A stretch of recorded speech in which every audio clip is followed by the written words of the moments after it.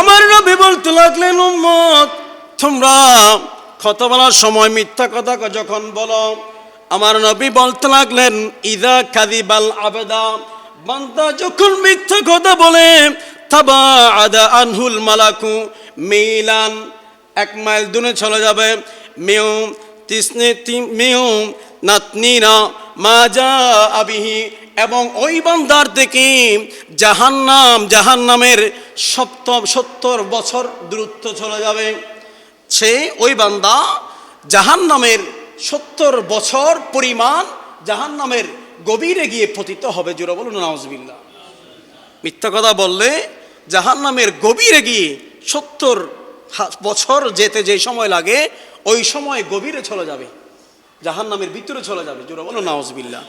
এরপর আমার নবী বলতে লাগলেন, এই হাদিস কানা তিরমিজি শরীফের 2314 নম্বর হাদিসের মধ্যে এসেছেন, এবং অন্য হাদিসের মধ্যে এসেছেন, মানুষ মাঝে মাঝে এমন আচরণ করে আল্লাহ রাগান্বিত হয়ে যায়, আল্লাহ ওই বান্দার উপর নারাজ হয়ে যায়, যে আচরণগুলো আমরা করে থাকি, এবং মশরিক থেকে মাগরিব পর্যন্ত অর্থাৎ পূর্ব পশ্চিম যেই দূরত্ব, ওই দূরত্বে চলে যায়। জোরে বলুন নাউজুবিল্লাহ। আমার নবী বলতে লাগলেন, সামিআ রাসূলুল্লাহি সাল্লাল্লাহু আলাইহি ওয়াসাল্লাম ইন্নাল আবাদা লা ইয়াকাল্লামু বিল কালিমাতি মা ইয়াতাবায়্যানা ফিহা ইয়াজিল্লু বিহা ফিন্নার আবআদা মিম্মা বাইনাল মাশরিকি। জোরে বলুন নাউজুবিল্লাহ।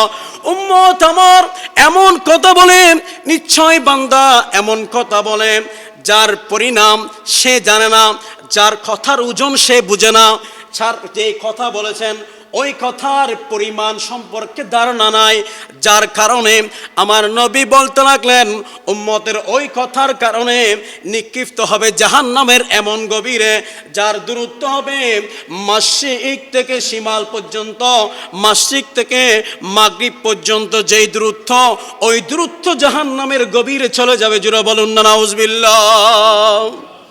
মিথ্যা কথা বলা আমরা মনে করি এটা কিছুই না, এটা কবিরা গুনাহ, বড় গুনাহ। এবং আমার নবী সবচাইতে বেশি অপছন্দ করতেন কোন বান্দা আমার নবীর সামনে এসে যখন মিথ্যা কথা বলে, আমার নবীর রাগান্বিত হয়ে যেতেন, আমার নবীর পেরেশান হয়ে যেতেন, এবং বেশি অপছন্দ করতেন যতক্ষণ না ওই বান্দা তওবা না করে, ততক্ষণ পর্যন্ত আমার নবীর চেহারা মলিন থাকে। জোরে বলুন নাউজুবিল্লাহ।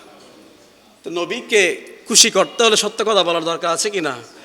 নবীর ভালোবাসা, নবী চাই যে পছন্দ করে সত্য কথা বলো বান্দা, এজন্যই আমাদের উচিত সত্য কথা বলা।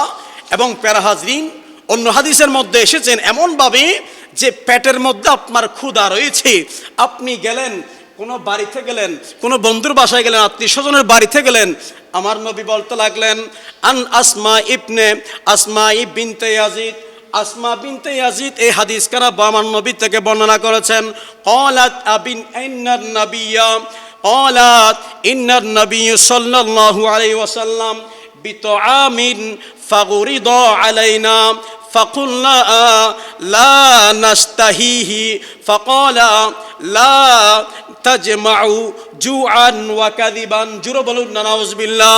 আমার নবী বলতে লাগলেন, উম্মত তোমরা যখন তোমাদের সামনে খাবার আসবে, কোন বান্দা তোমাদেরকে যখন খাবারের জন্য বলবে, পেটের মধ্যে খিদা রেখে বান্দা তুমি মিথ্যা বলবে না, খাবার রুচি নাই বলবে না, কারণ তোমার পেটের মধ্যে খিদাও রয়েছে, আবার মিথ্যা যখন বলেছে তোমার পেটের মধ্যে মিথ্যাও ঢুকে গিয়েছে, এজন্য মিথ্যা এবং খিদা একসাথে থাকে না। জোরে বলুন না নাউজুবিল্লাহ।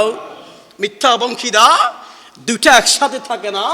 আমার নবী এই কথাগুলো বলেছেন, এবং সূরা আল ইমরানের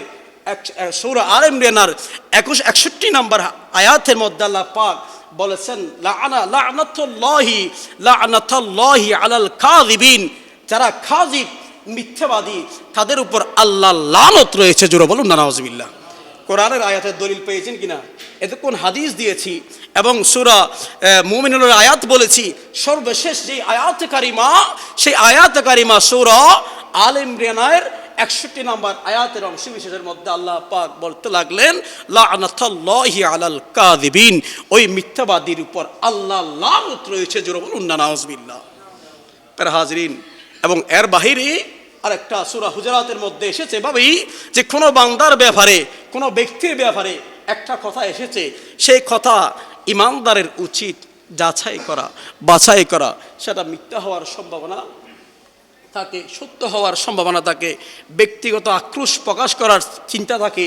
এই জন্যই কোনো ব্যক্তি কথা বললে সেটা যাচাই বাছাই করে ওই কথা সাক্ষ্য প্রমাণের ভিত্তিতে ওই বান্দা দোষী কিনা, যতক্ষণ না দোষী প্রমাণিত হচ্ছে না ততক্ষণ পর্যন্ত ওই বান্দাকে দোষারোপ করা যাবে না। ঠিক কিনা? একটু আওয়াজ দিয়ে বলুন না। এটা প্রত্যেকের বেলায়, কোনো ইমানদারের বেলায়, কোনো যে মজলুমের বেলায়, কোনো ধনীর বেলায়, সকলের বেলায় আমার আল্লাহ বলতে লাগলেন তোমরা যাচাই বাছাই করে ওই বান্দাকে দোষীতে দোষী কি করো, সাব্যস্ত করো। এর বাহিরে আমার নবী বলতে লাগলেন তুমি দুনিয়ার জমিনে ওই বান্দার দোষ গোপন করেছো, আমি আল্লাহ হাসরের ময়দানে তোমার দোষ গোপন রাখবো। জোরে বলুন না সুবহানাল্লাহ। ইমানদার দোষ করলেও ওই দোষ গোপন রাখতে হয়। প্রিয় হাজরিন, আলোচনা বছরের পর বছর আলোচনা হয়। আমাদের দেশে মিলাদ মাহফিলের অভাব হয় না, কিন্তু মানুষ হেদায়েতের মধ্যে নাই। এই বের হলো, এত আলোচনা করা, হাদিসের দলিল দেওয়ার পরও বড় দুঃখ লাগে, আজান হয় আবার ওদিকে পাশ কেটে চলে যায়। ঠিক কিনা? কেন নাই মনে হয়। কিন্তু এই আলোচনা আমাদের সূরা লোকমানের মধ্যে সন্তানকে উপদেশ দিচ্ছেন, বাবা নামাজ কায়েম করো। জোরে বলুন না সুবহানাল্লাহ। প্রথম ইয়া বুনাইয়া কিমিস সালাহ বলেছেন। এটা আমাদের জন্য কি শিক্ষা নয়? লোকমান আলাইহিস সালামের এই কথা আল্লাহর পছন্দ হয়েছে বিদায় পবিত্র কালামুল্লাহ হাকিম এটা সংযুক্ত করেছেন। প্যারা হাজরিন, এজন্যই আমরা 5 ওয়াক্ত নামাজি হই। হাদিসের মধ্যে এসেছে এভাবেই, কোনো স্বামী যদি ফজর নামাজের মধ্যে উঠে কি করে, স্ত্রীকে যদি উঠে অজু করলো, এরপরে নামাজ পড়লো, স্ত্রীকে ডেকে দিল, ওই বান্দা দ্বিগুণ সওয়াব পাবে। জোরে বলুন না সুবহানাল্লাহ। এবং ওই বান্দার 3টি গিট রাতে ঘুমানোর সময় শয়তান মেরে দেয়। ওই 3টি গিটের মধ্যে একটি গিট প্রথম যখন উঠবে, উঠার পরে একটি গিট অটোমেটিক খোলা যাবে। যখন ঘুমের দোয়া পড়বে, ওটার সাথে নিয়ত যখন পরিষ্কার থাকবে, অটোমেটিক একটা গিট খুলে যাবে। 2 নম্বরে যখন অজু করবে, এরপরে 2টা গিট খুলে যাবে। এরপরে যখন ফজরের নামাজে দাঁড়িয়ে যাবে, নামাজ শেষ করার সাথে সাথে সালাম ফিরানোর সাথে সাথে 3টা গিট খুলে যাবে। জোরে বলুন না সুবহানাল্লাহ। শয়তান জাদু উঠতে না পারে, ফজরে গিট মারি দেয়, চুলের সাথে চুল গিট মারি দেয়, চুল না থাকলেও শয়তান গিট মারি দিতে পারে। ওই ক্ষমতা আল্লাহ দিয়েছেন ওনাকে।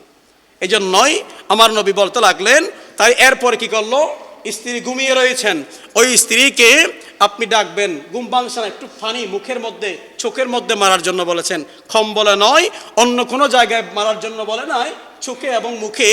এবং ওই স্ত্রী যখন উঠে নামাজ পড়বে, এরপরে আমার আল্লাহ ওই স্বামীর উপর এত সন্তুষ্ট হবে, ওই স্বামীকে নিয়ামত দান করবে। জোরে বলুন না সুবহানাল্লাহ।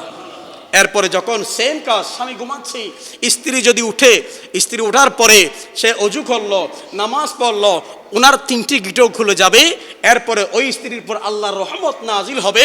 এবং ওই স্ত্রী যদি স্বামীকে একটু পানি মেরে অথবা চোখের মধ্যে পানি দিয়ে ঘুমটা ভেঙে ওই স্বামী যদি উঠে আল্লাহর ডাকে, আল্লাহর যে ফরজিয়ত আপনার উপর ফরজ করেছেন সেটা যখন আদায় করবে, ওই বান্দার উপর আল্লাহ রহমত নাজিল হবে, প্রতিটি কাজের জন্য দ্বিগুণ সওয়াব পাবে, অজস্র রিজিকের মালিক হবে। জোরে বলুন না সুবহানাল্লাহ। তার মধ্যে আরেকটি বিষয় হলো, আত্মীয় স্বজনের যদি আপনি হক আদায় করেন, আত্মীয় স্বজনের সাথে কথা বলেন, আপনার বোনের সাথে, ভাইয়ের সাথে, মা বাবার সাথে, অথবা আপনার যারা আত্মীয় চাচা যারাদের সাথে যদি আপনি কথা বলেন, খালাদের সাথে যদি আপনি কথা বলেন, ওইটার মাধ্যমে সম্পর্ক ছিন্ন না করার কারণে আপনার রিজিকে বরকত হবে, আপনার হায়াতে বরকত হবে। এগুলো হচ্ছে সৎ কাজ। জোরে বলুন না সুবহানাল্লাহ।